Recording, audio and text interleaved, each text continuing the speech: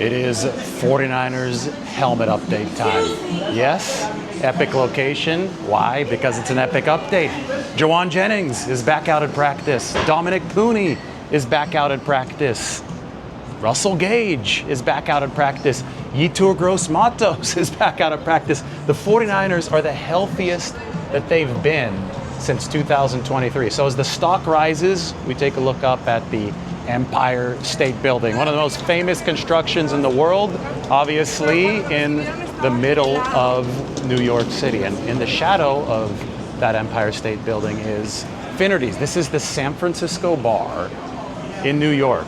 So right underneath the Empire State Building, you have a piece of the Golden Gate Bridge. Yes, the door handle here at Finnerty's is Golden Gate orange. International orange, I think, is the official color. That was involved in the construction of the most famous bridge in the world. So we're in a good spot to talk about Jauan Jennings returning. This is what's crazy. Kendrick Bourne is in the facility today visiting the 49ers. They even said that there was a contract in place in case everything went well with Kendrick Bourne today. Obviously, we had figured that the foot injury that he had been dealing with over the course of Patriots training camp before New England released him would be something that the 49ers would be checking on. But I think it stands to reason that the Jauan Jennings situation was possibly another prerequisite for Kendrick Bourne to sign with the 49ers. If Jennings wasn't out on the practice field today, 49ers might have said, hey, we really need that veteran wide receiver. Now, it still is possible that they sign Kendrick Bourne because Jordan Watkins remains sidelined, the rookie wide receiver with the high ankle sprain. But he too is possibly nearing a return for the 49ers. Remember, they said 1 month for Jordan Watkins? That was almost 1 month ago. And if you look at the 49ers 53-man roster right now, their entire active roster for that matter, there's only one player shaded in pink. Remember when you saw this not all that long ago and the whole roster was shaded in pink? I mean, there was a lot of color on this roster. No longer. It is only Jordan Watkins who is hurt amongst the 49ers active roster, which is massive, massive news. They've gotten healthy. They've gotten healthy rapidly.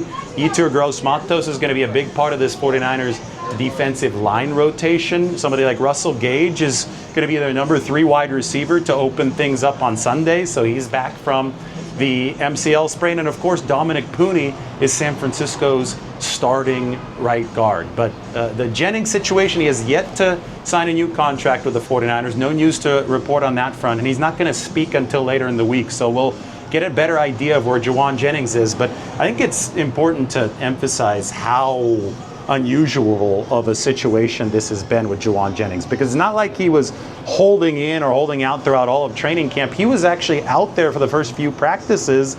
Then he left in the middle of a practice because of his calf. So there was definitely an injury component to this, at least for Jauan Jennings.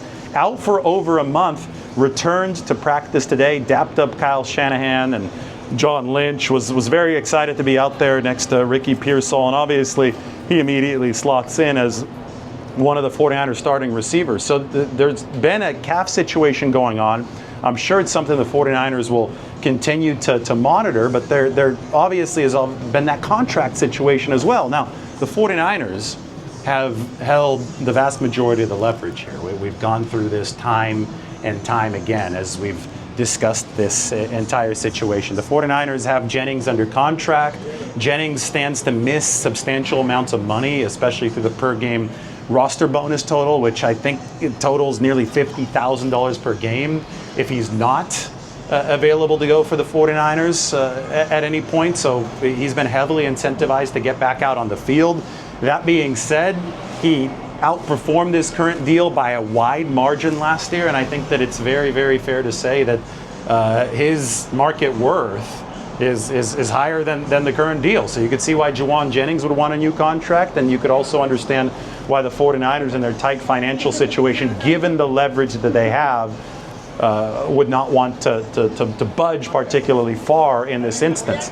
That being said, Kyle Shanahan said at the beginning of training camp when Jennings was out on the field, before this calf became apparently enough of an issue to sideline him, calf and contract. Well, we have to speak to Jennings to know exactly what the deal is. But before all this went down, Shanahan implied that this is a good faith approach that both sides were taking, and that the good faith approach would be what would be most likely to reward Jauan Jennings as he seeks that new contract. So perhaps good faith is still on the table, perhaps something maybe incentive-based, something that sweetens the pot for Jauan Jennings ahead of his 2026 scheduled free agency. Maybe that still is on the table for both sides. We will see if the 49ers and Jauan Jennings can proceed under the current contract, or if something is going to have to be amended to keep the locker room happy, right? The guy is absolutely beloved, dependable, tough, home away from home for San Francisco sports fans in New York City.